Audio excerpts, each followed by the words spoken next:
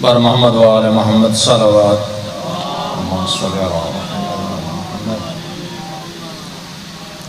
اعوذ باللہ من الشیطان اللعین الرجیم بسم اللہ الرحمن الرحیم الحمد للہ رب العالمین الصلاة والسلام على اشرف الانبیاء والمرسلین سیدنا و حبیبنا و طبیب نفوسنا و شفیع ذنوبنا حبیب الہ العالمین ابی القاسم محمد اللہم صلی اللہ علیہ الصلاة والسلام على ابن امه ووارث علمه علم الاولین والآخرین امیر المؤمنین علی ابن ابی طالب اللہم صلی اللہ الصلاة والسلام على اولاده المعصومین ولعنت اللہ على اعدائهم اجمعین اما بعد فقال الحکیم فی کلامہ المجید وفرقان الحمید وهو اصدق القائلین وقوله الحق بسم اللہ الرحمن الرحیم ان الذین آمنوا وعملوا الصالحات اولئک هم خیر البریہ وقال رسول اللہ صلی اللہ علیہ وآلہ وسلم الفاطمة سيدة نساء العالمين صلوات صلی اللہ محمد عزیزان گرامی مختصر مجمع مختصر آیت مختصر وقت کے اندر میں آپ کی خدمت میں اس آیہ کریمہ اور حدیث نبوی صلی اللہ علیہ وآلہ وسلم کا ترجمہ اور موضوع کی مناسبت سے کچھ عرض کرنا چاہتا ہوں۔ یہ سورہ بینہ پارہ نمبر 30 ہے۔ یہ ایسی آیت ہے جو پورے قرآن کا خلاصہ ہے۔ جو کچھ قرآن کے اندر ہے اس کا لب لباب اس آیت کے اندر ہے۔ اللہ تبارک و تعالی ارشاد فرماتا ہے ان الذین آمنوا وعملوا الصالحات اولئک هم خیر البریہ، فرمایا یقیناً بے شک وہ لوگ جو ایمان لائے، فرمایا ایمان لانے کے ساتھ ساتھ نیک کام کرتے رہے، وہ اللہ کی پسندیدہ مخلوق ہے۔ توجہ تو یہی فرمایا آیت میں یہ حکم دیا جا رہا ہے جن کا ایمان پختہ ہوگا، اور فقط ایمان نہیں ہے جن کا عمل بھی درست ہوگا وہ خیر البریہ ہے۔ بلکہ یوں میں مطلب بیان کرنا چاہتا ہوں کہ وہ لوگ جہاں جہاں قرآن میں آمنو استعمال ہوا ہے یہ صرف ان لوگوں کو خطاب کیا جا رہا ہے جن کے امام اول حیدر کرار یعصوب الدین کل ایمان حضرت علی ابن ابی طالب علیہ السلام ان کو خطاب کیا جا رہا ہے۔ تو فرمایا میں یوں کیوں نہ کہوں جن کا عقیدہ 14 ہستیوں کے عقیدے کے مطابق ہوگا، توجہ سے سننا، اور جن کا عمل اپنی مرضی کا نہیں ہوگا۔ ہر کام کرنے سے پہلے وہ پوچھیں گے جو ان کے 14 سردار ہیں ان کی رضا کیا ہے، ان کا اٹھنا بیٹھنا کھانا پینا مرنا جینا اپنی مرضی سے نہیں ہوگا، بلکہ وہ دیکھیں گے کہ ان کے 14 سردار کیا چاہتے ہیں۔ تو فرمایا یہی، اگر ایمان پختہ ہے اور اور عمل درست ہے، یعنی عقیدہ وہ رکھتے ہیں جو 14 نے رکھا ہے یا رکھنے کا حکم دیا ہے، اور عمل بھی وہ کرتے ہیں جو 14 نے کیا ہے اور کرنے کا حکم دیا ہے، تو فرمایا اولئک هم خیر البریہ، یہی اللہ کی پسندیدہ مخلوق ہے۔ تو ہم دیکھتے ہیں یہ اللہ کی پسندیدہ مخلوق کے جو دو کام ہیں، ایک ایمان پختہ، دوسرا عمل درست۔ اور پوچھتے ہیں یا رسول اللہ کہ اس آیت کے مصداق کون ہستیاں ہیں؟ جس وقت آیت کریمہ نازل ہوئی صحابہ کرام کا مجمع تھا، لوگوں نے عرض کیا یا رسول اللہ ذرا تعارف کروا دو، اس آیت کے مصداق کون ہے، کن ہستیوں کے بارے میں یہ آیت نازل ہوئی ہے؟ توجہ سے سننا، جناب امیر کائنات سامنے اللہ کے نبی مسکرا کر مولا علی کے چہرے کی طرف دیکھ کر فرمایا علی ان کے ماننے والے شیعہ بھی ہیں، خیر البریہ بھی ہیں۔ تو اب یہی حکم دیا جا رہا ہے علی کا شیعہ، اس میں کوئی شک نہیں ہے، یہی ہستیاں علت غائب ممکنات ہیں، یہ وہ ہستیاں ہیں جن کو ہم اپنے اوپر قیاس نہیں کر سکتے، یہ معصوم عن الخطا ہیں، یہ علت غائب ممکنات ہیں، جن کی عصمت کا تذکرہ قرآن کے اندر ہے، جن کی ولایت کا تذکرہ قرآن کے اندر ہے، جن کی وصایت کا تذکرہ قرآن کے اندر ہے، جو یہ کام کرتے ہیں قرآن قصیدے پڑھ رہا ہے۔ اگر شب ہجرت بستر پیغمبر پہ سوئے، اللہ نے ارشاد فرما دیا وَمِنَ النَّاسِ مَن يَشْرِي نَفْسَهُ ابْتِغَاءَ مَرْضَاتِ اللَّهِ وَاللَّهُ رَءُوفٌ بِالْعِبَادِ۔ اگر حالت رکوع میں انگوٹھی زکوٰۃ کے لیے دی تو اللہ نے ارشاد فرما دیا انما ولیکم اللہ ورسولہ والذین آمنوا الذین یقیمون الصلاۃ ویؤتون الزکاۃ وہم راکعون، سوائے اس کے ایک تم سب کا پہلا ولی اللہ، دوسرے اللہ کے رسول، تیسرے ایسے کل ایمان ہیں جو ایک وقت میں کام دو کرتے ہیں، نماز بھی پڑھتے ہیں، جب رکوع میں جاتے ہیں زکوٰۃ بھی دیتے ہیں۔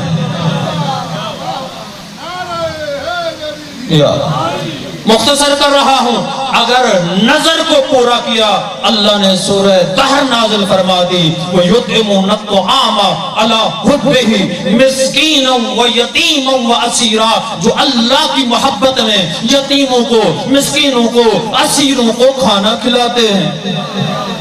میں یوں کیوں نہ کہوں جس دروازے پہ آ کر جبرائیل کہے یا اہل بیت رسول اللہ انا یتیم، یا اہل بیت رسول اللہ انا اسیر، یا اہل بیت رسول اللہ انا مسکین، اے اہل بیت رسول میں یتیم ہوں، میں قیدی ہوں، میں اسیر ہوں، سارا کھانا روزے کی حالت میں سیل کو دے دیں۔ تو چوتھے دن آ کر عرض کرتا ہے سورہ دہر میں، تفسیر میں جا کر فیضان الرحمن میں دیکھ لینا، یہی جملے لکھے ہوئے ہیں۔ چوتھے دن آ کر عرض کرتا ہے کہ اہل بیت رسول سارا کھانا ہمیں دے دیا، تو جب کھانا دے دیا ہے میں تمہارا شکریہ ادا کرنے کے لیے آیا ہوں۔ توجہ سے سننا، ٹائم نہیں ہے، شکریہ ادا کرنے کے لیے آیا ہوں۔ انما نطعمکم لوجہ اللہ لا نرید منکم جزاء ولا شکورا، آواز قدرت آئی کہہ دو سوائے اس کے فقط ہم نے جو کھانا کھلایا ہے اس اللہ کی رضا و خوشنودی کا خاطر کھانا کھلایا تھا۔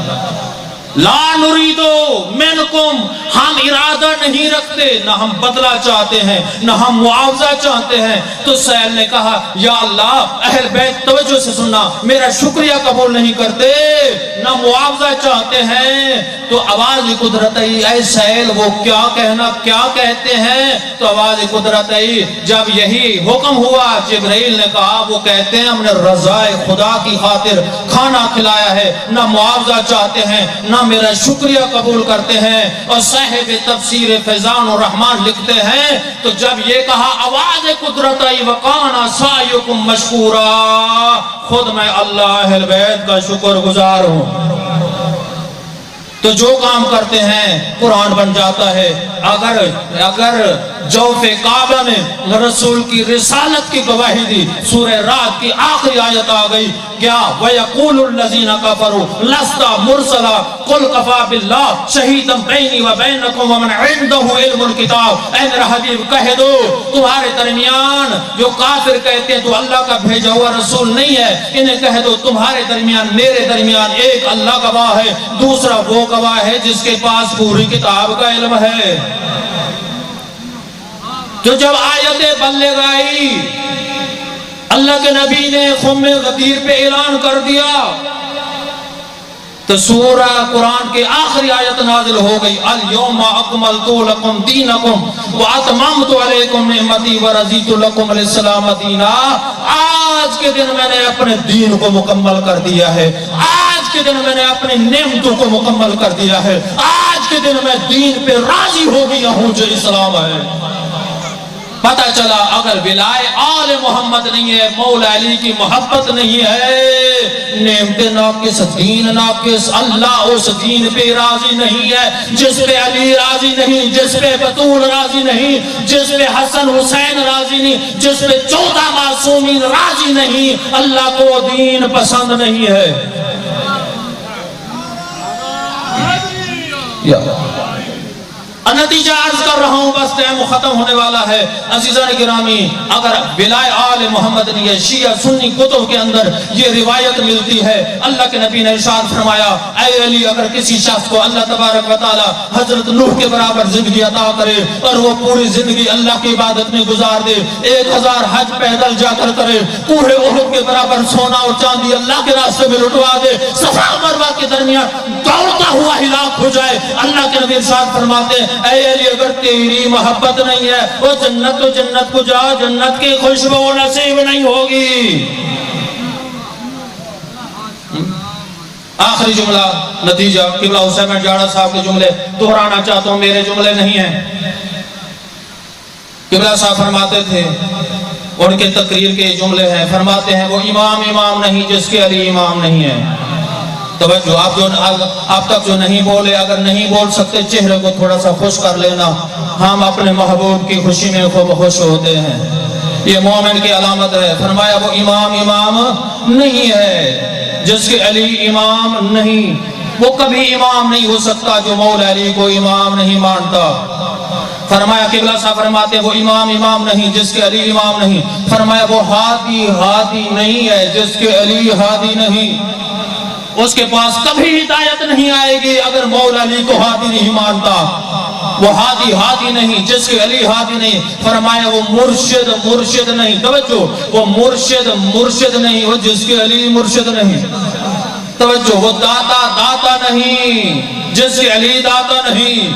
توجہ سے سننا، وہ مرشد نہیں جس کے علی مرشد نہیں، وہ پیر نہیں ہے جس کے علی پیر نہیں۔